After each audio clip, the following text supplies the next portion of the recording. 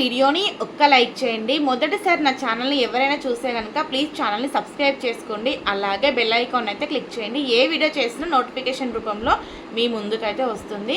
మీరు వీడియోకి ఒక లైక్ చేయడం వల్ల నాకు కొంచెం బూస్ట్ అండ్ ఎనర్జీ అనమాట. అరే ఇంకా మంచిగా వీడియోస్ చేద్దాం, ఇంకా మంచిగా మాట్లాడదాం అనేది అయితే వస్తుందన్నమాట. సో వీడియో లైక్ చేయడం వల్ల యూజ్ ఏంటి అనుకుంటున్నారా?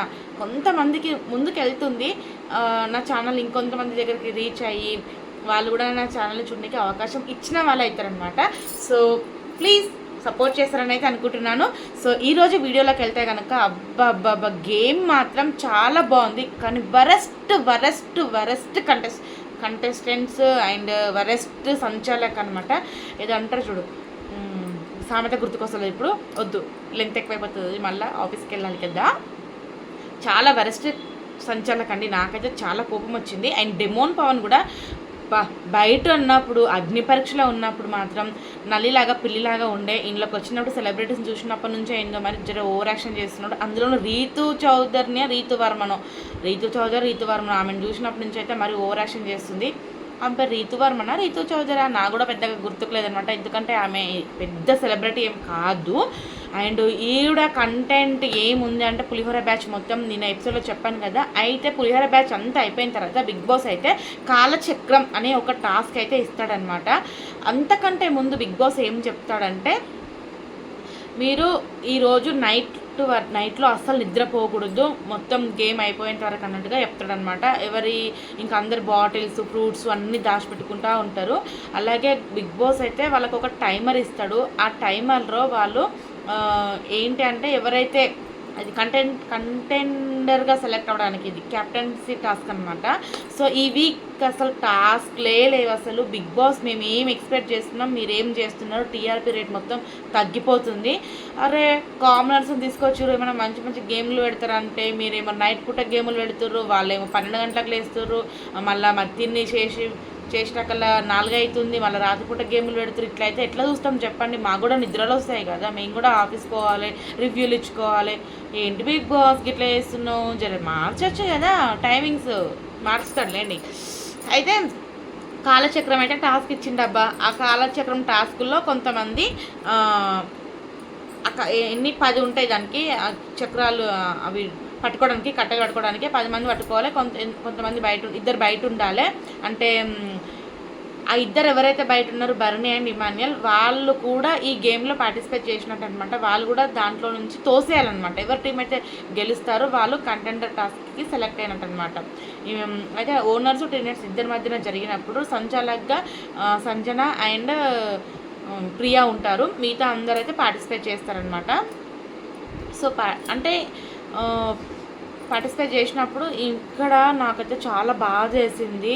మన సుమన్ శెట్టి అన్నని ఎలా తోసాడు అసలు. డెమోన్ పవన్ అసలు చెప్పా కదా, గోపు మీద ఒకటి కొట్టాలంత కోపం వచ్చిందని. అట్లనైనా తోసేది, చిన్న పెద్ద అనే మర్యాద లేదా అసలు? మరి సెలబ్రిటీస్కి ఒక గౌరవం ఇచ్చలేదు, ఒక మర్యాద ఇచ్చలేదు. సెలబ్రిటీస్ ఏమన్నా పెద్ద అదిగా కాదు. సెలబ్రిటీ అయ్యారంటే వాళ్ళు ఎంత బ్యాక్గ్రౌండ్లో వర్క్ చేసి ఉంటారు.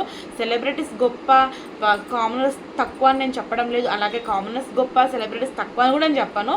ఎవరి కష్టం ఎంత ఉంటే ఇక్కడ వరకు వచ్చి ఉంటారో ఒకసారి ఆలోచించాలి. అండ్ సుమన్ శెట్టి గారు, ఆయన ఏజ్కి విలువ లేదు, ఆయన మాటకి విలువ లేదు, ఆయనకే విలువ లేదు అన్నట్టుగా చేసారు. మెడ పెట్టుకొని తోసేస్తాడు, కాళ్ళు పట్టుకొని తోసేస్తాడు. అసలు ఏం స్ట్రాటజీ ఉపయోగిస్తున్నారు నాకైతే అర్థం కాలేదు. అసలు చాలా వరస్ట్ అనిపించింది నాకు, అస్సలు నచ్చలేదు.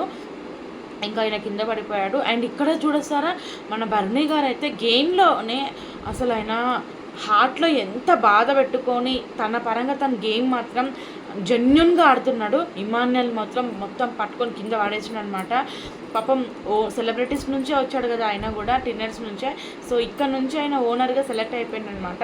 సో సెలెక్ట్ అవ్వడం అయినా కానీ ఆయన గుండెలో మాత్రం మస్తు బాధ ఉంది. నేనేం చేయలేకపోతున్నాను మీ అందరికీ అని చెప్పేసి చాలా బాధపడతాడు.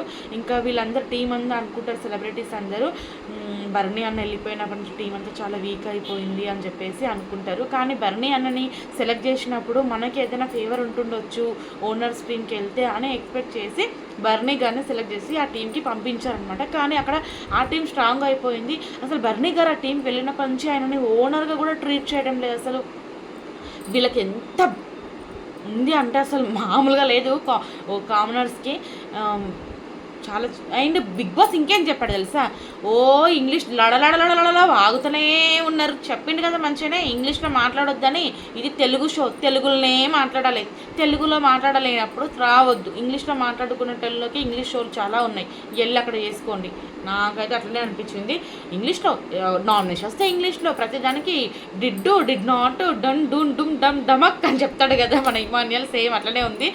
ఏంటి భయ్య మరి ఇంగ్లీష్ రాని వాళ్ళకి ఏంటి చెప్పండి, తెలుగు షో కాబట్టి అందరు చూస్తూ ఉంటారు కదా. బిగ్ బాస్ గట్టిగానే వార్నింగ్ ఇచ్చినాకలా కూడా, బిగ్ బాస్ వార్నింగ్ ఇచ్చినాకలా కూడా ఆయన ఇంగ్లీష్లోనే మాట్లాడుతున్నారు మళ్ళీ. ఏంటో ఈ కుక్కతో వంకర అంటే ఎట్లుంటుంది గట్లుందనమాట కామనర్స్ది అండ్ ఇంగ్లీష్ మాట్లాడే వాళ్ళది. సో ఇదైపోయిన తర్వాత ఇంకా టైమింగ్ ఇచ్చిండు కదా బిగ్ బాస్. టీనెట్స్కి ఏమో 12 గంటలు, ఓనర్స్కి ఏమో 10 గంటల టైమింగ్ ఇస్తాడు. సో వాళ్ళ టైమింగ్లో ఎవరిదైతే ముందు 0 అవుతుందో వాళ్ళు కంటెండర్ టాస్క్ సెలెక్ట్ అయినట్టు అనమాట. సో ఫస్ట్ రౌండ్లో ఓనర్స్ గెలుస్తారు. సెకండ్ రౌండ్లో కూడా వీళ్ళు గెలవాలి అనుకుంటున్నా నేను, కానీ వీళ్ళు గెలవలేదనమాట టినెట్స్. అయితే ఓనర్సే గెలిచిర్రు. చాలా తొంది ఆడిర్రు. అక్కడ టినెట్స్కి ఒక రూము, ఓనర్స్కి ఒక రూము ఏర్పాటు చేసినప్పుడు అక్కడ వాళ్ళకి వీళ్ళకి ల్యాండ్ అయితే పెట్టారనమాట. ల్యాండ్ పెట్టినప్పుడు ఏమవుతుందంటే అక్కడ ఒక బజర్ ఉంటుంది. ఆ బజర్ ఇద్దరు నొక్కిరనుకోండి, ఇద్దరికి 2 గంటల టైమింగ్ అనేది యాడ్ అవుతుంది అనమాట. ఎవరో ఒకరు నొక్కిరనుకోండి, ఒక్కరికి టైమింగ్ అనేది తగ్గిపోతుంది అనమాట. ఇక్కడ మోసానికి మోసం అనమాట ఓనర్స్. సో డైలాగులు మళ్ళీ పెద్ద పెద్ద డైలాగులు. అండ్ ఇక్కడ రీతు మళ్ళీ కోపం వచ్చేస్తుంది, మరి ఓవర్ యాక్షన్. అక్కడ నొక్కి ఉంటే పెరుగుతుండేమో ఇద్దరికి టైమింగు, నొక్కకుండా చేసింది, బజర్ నొక్కకుండా చేసింది రీతు. ఇక్కడ అక్కడనేమో ఓనర్స్ టీమే గెలిచిర్రు. ఓనర్స్ ఏమో బజర్ నొక్కి మేము నొక్కలేదు, మీరు నొక్కొద్దు అని చెప్పేసి సోది చోటకూర కట్టానట్టుగా మాట్లాడారు. అండ్ తనుజ అండ్ బర్నీ గారి బాండింగ్ మాత్రం నిజంగా ఎక్సలెంట్. బర్నీ గారు అయితే అసలు ఎంత ఫీల్ అయిపోయి, ఎంత బాధతో, నాన్న అక్కడ మీరు బజర్ నొక్కారా చెప్పండి అని చెప్పేసి అడుగుతుంది అనమాట. అంటే తనుజ అంటది, బర్నీ గారు రాలేదు కాబట్టి మీరు బజర్ నొక్కి ఉంటారు, అందుకే బర్నీ అన్న వచ్చి మాట్లాడడం లేదు అని తనుజ అన్నప్పుడు, నాన్న మీరు బజర్ నొక్కారంటే ఇక్కడ వీళ్ళు నొక్కలేదు బజర్ అన్నట్టుగా చాలా డల్గా చాలా బాధగా చెప్తాడు. ఇంకా అక్కడ నుంచి వెళ్ళిపోతాడు ఆయన. ఆయనకి ఒంట్లో బాగలేదు, కళ్ళు తిరుగుతున్నాయి, వెళ్ళిపోయాడు అని చెప్పేసి వాళ్ళు చెప్తారనమాట. చాలా బాధపడిపోతాడు. ఇక ఎగ్జాక్ట్లీ ఏముంది, ఓనర్స్ అయితే గెలుస్తారనమాట. ఓనర్స్ గెలిచిన తర్వాత ఇంకా వీళ్ళు బజర్ నొక్కేస్తారు. బజర్ నొక్కిన తర్వాత ఆ ఇచ్చిన 20 నిమిషాల్లో డిస్కషన్లో వీళ్ళు బజర్ నొక్కేస్తారు. టినెట్స్ అయితే ఓడిపోతారు. అయితే ఇక్కడ వీళ్ళు గెలిచిన తర్వాత బిగ్ బాస్ ఏం చెప్తాడు, కంటెండర్ టాస్క్ కోసం ఓనర్స్ టీం నుంచి టినెట్స్ వాళ్ళే సెలెక్ట్ చేయాలి అన్నప్పుడు, ఆల్రెడీ ఈమె రీతు గారు ఉన్నారు కదా, డిమోన్ పవన్ని కెప్టెన్ అవ్వాలి, నువ్వు కెప్టెన్గా ఉండాలి అని చెప్పేసి అడిగింది కదా. ఇంకా గర్ల్ ఫ్రెండ్ అడిగితే బాయ్ ఫ్రెండ్ చేయకుండా ఎలా ఉంటాడు చెప్పండి. అండ్ వీళ్ళిద్దరు గురించి బిగ్ బాస్ కూడా బాగా సపోర్ట్ చేసిండు. సో బిగ్ బాస్ సపోర్ట్ చేయడం వెనకే ఇదంతా గేమ్ అయితే గెలిచింది అని నేనైతే అనుకుంటున్నాను. రీతుని సంచాలకుగా పెట్టకపోయి ఉంటే డిమోన్ పవన్ అస్సలు గెలిచేవాడే కాదు అని నేను అనుకుంటున్నా. మీరు అనుకుంటున్నారో లేదో కామెంట్ చేయండి. ఇంకా బిగ్ బాస్ ఏం చేసిండు, కంటెండర్గా సెలెక్ట్ చేయమన్నప్పుడు టీనేట్స్ గ్రూప్లో అందరు డిస్కషన్ చేసినప్పుడు డెమోన్ పవన్ని వద్దు అనుకున్నారు. ఇక్కడ రీతు అయితే డెమోన్ పవన్కి ఓటు వేసిందనమాట. అంటే మనీష్ వీళ్ళందరూ, శ్రీజ వీళ్ళందరూ అసలు మన మాట విన్నరు, సపోర్ట్ చేయరు, డెమోన్ ఉంటే కొంచెం వింటాడు చేస్తాడు అన్నట్టుగా ఇంకా డెమోన్ పవన్కి ఓట్లు పడేటట్టుగా చేస్తుంది. ఇంకా మొత్తం అందరినీ సెలెక్ట్ చేసినప్పుడు సంజన గారు అయితే అందరికీ గ్రూప్ డిస్కషన్ చేసినప్పుడు మేము ఎవరెవరు వద్దనుకుంటున్నాము అన్నప్పుడు ప్రియని వద్దనుకుంటున్నాం అని చెప్పేసి ప్రియని చెప్తుంది అనమాట. మానిటర్గా నేను మిమ్మల్ని ఏమంటారు, మానిటర్గా మేము మిమ్మల్ని చాలా బేర్ చేయలేకపోయినాము, చాలా గానం మీరు టార్చర్ చేసిరు అన్న ఉద్దేశంతో చెప్తుంది అనమాట. వాళ్ళు కూడా గట్టిగానే వాదిస్తారు. ఇక్కడ సోల్జరు అండ్ ప్రియా, శ్రీజ, ఇంకా మాస్క్ మ్యాన్, వామ్మో ఈ మాస్క్ మ్యాన్ గురించి మనం తర్వాత మాట్లాడుకుందాం మళ్ళీ ఒక వీడియోలో. అయితే వీళ్ళందరిని అయితే సెలెక్ట్ చేయలేదు. ఇంకా శ్రీజ కూడా ఎందుకు సెలెక్ట్ చేయలేదు, నేను మీకు కెప్టెన్గా సాయం చేసినా కదా, అంటే గెలిచినా కదా, మీరు నన్ను ఎందుకు సెలెక్ట్ చేయలేదు అంటే నాకు దమ్ము కావాలి కానీ వీళ్ళందరికీ అవసరం లేదన్నారు, నేను నీకే సపోర్ట్ చేసిన అన్నట్టుగా మాట్లాడుతుంది అనమాట. అండ్ ఎవరెవరినైతే సెలెక్ట్ చేసిరు అంటే బర్నీ గారిని అండ్ మనీష్ని అండ్ డెమోన్ని. సో ఈ ముగ్గురినైతే కంటెండర్ టాస్క్ అయితే సెలెక్ట్ చేసారు. సెలెక్ట్ చేసిన తర్వాత వీళ్ళ ముగ్గురిని ఎందుకు సెలెక్ట్ చేస్తారు, మమ్మల్ని ఎందుకు సెలెక్ట్ చేయలేదు, మీరు ఏవైతే పాయింట్స్ చెప్తున్నారో డిజర్వ్ అనడానికి ఆ పాయింట్స్ అన్నీ ఈ ముగ్గురులో ఉన్నాయి, అన్డిజర్వ్ పాయింట్స్ అన్నీ మీలో ఉన్నాయి అని చెప్పేసి ఇమాన్యుయల్ కూడా గట్టిగానే మాట్లాడతాడు. సో ఇదంతా అయిపోయిన తర్వాత మళ్ళీ బిగ్ బాస్ ఏం చెప్తాడు, మీరు టీనేజ్ గ్రూప్ నుంచి ఒకరిని సెలెక్ట్ చేసుకోండి టాస్క్లోకి అని చెప్పేసి, కంటెండర్ టాస్క్లో సెలెక్ట్ చేసుకోండి అన్నప్పుడు ముగ్గురు కలిసి ఇమాన్యుయల్ని అయితే సెలెక్ట్ చేసుకుంటారు అనమాట. ఇక్కడ వరకు ఓకే బాగానే ఉంది. సో ఇప్పుడు చూడండి ఎంత సాడిజం, ఎంత గ్రూపిజం అంతా వీళ్ళే స్టార్ట్ చేస్తారు, మళ్ళీ సెలబ్రిటీస్ని అంటున్నారు. అయితే ఈ మనీష్ అండ్ డెమోన్ ఇద్దరు కలిసి బర్నీ గారి మీదకి వెళ్ళిపోయారనమాట.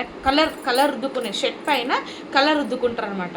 సో ఈ గేమ్ రొటీన్గా వస్తూనే ఉంది, ఇంతకు సీజన్లో కూడా వస్తూనే ఉంది. కాకపోతే ఈ సీజన్లో సెకండ్ వీక్లోనే స్టార్ట్ చేశారనమాట.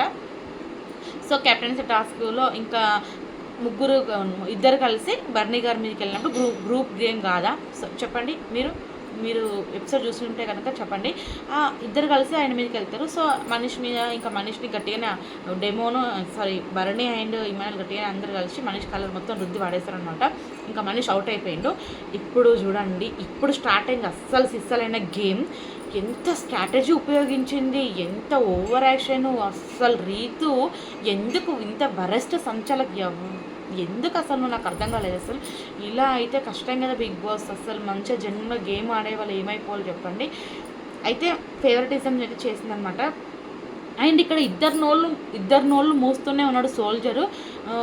ఎవరినోళ్ళు, Priya and Sreeja celebrity versus commoners అని చెప్పేసి మాట్లాడుతూనే ఉన్నారు. అయినా వాళ్ళ నోళ్ళు మూస్తున్నా కానీ అసలు ఆగడమే లేదనమాట, అరుస్తూనే ఉన్నారు.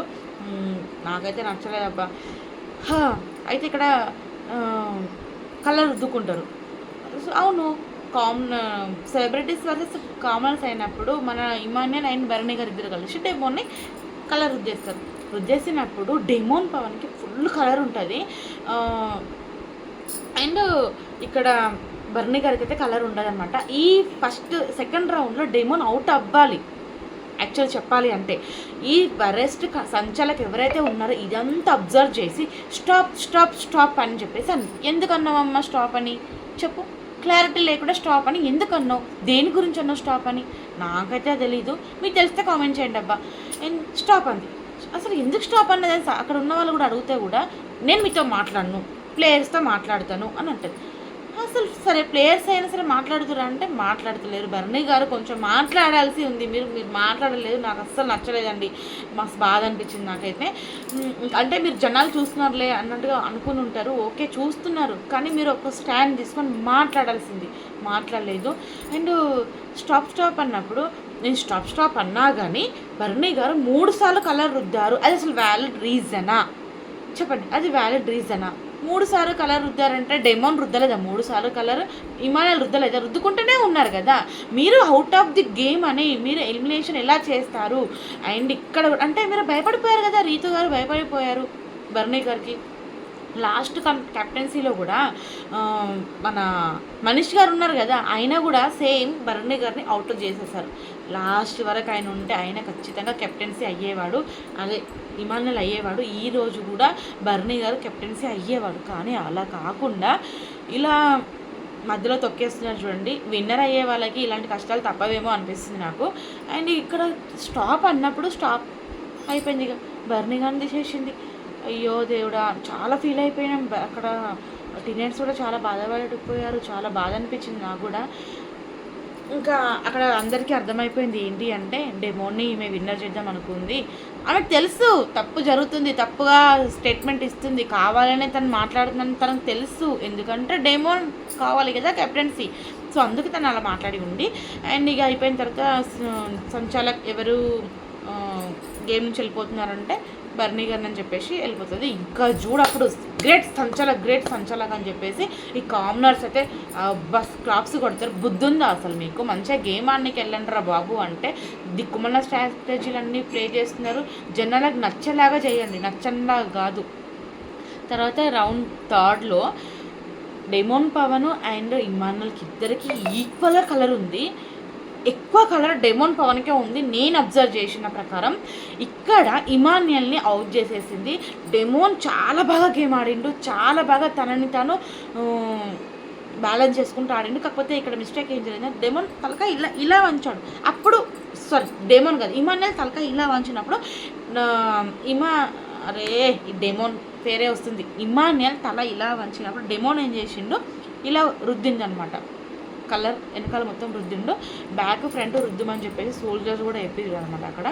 సో అలా రుద్దడం వల్ల ఇప్పుడు ఈక్వల్ అయిపోయింది. కానీ ఇమాన్యుయల్ చాలా బాగా గేమ్ ఆడిండు, చాలా బాగా టాస్క్లో పర్ఫార్మెన్స్ చేసిండు. కానీ ఇక్కడ వరస్ట్ సంచాలక్ ఒకరు ఉన్నారు కదా, ఆ వరస్ట్ సంచాలక్ గారు అయితే డెమోన్ అయితే విన్నర్ చేసిర్రు. ఇంకా ఇమాన్యుయల్ని అయితే తీసేసింది అనమాట గేమ్ నుంచి. అక్కడ హ్యాపీగా ఫీల్ అయిందా? సరే చేసావు, నువ్వు ఏమైనా హ్యాపీగా ఫీల్ అయ్యావా? నువ్వు జెన్యున్గా స్టేట్మెంట్ ఇచ్చావా? జెన్యున్గా నువ్వు సెలెక్ట్ చేసావా? లేదు, చాలా ఫీల్ అయిపోయావు, చాలా బాధపడ్డావు, ముసలి కన్నీళ్ళు కార్చావు. ఎందుకు? నువ్వు తప్పు చేసావనే కదా. ఎస్, నువ్వు తప్పు చేసావు. నీకు తప్పు చేసావు కాబట్టి నీ మైండ్లో, నీ మనసులో, నీ గుండెలో ఇట్లా నీకు నచ్చలేదు అసలు.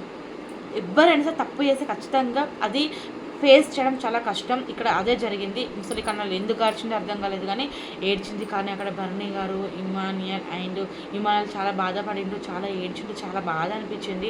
తనుజ కూడా చాలా ఫీల్ అయిపోయింది. ఇంకా నచ్చలేదు నాకు అసలు ఎందుకో.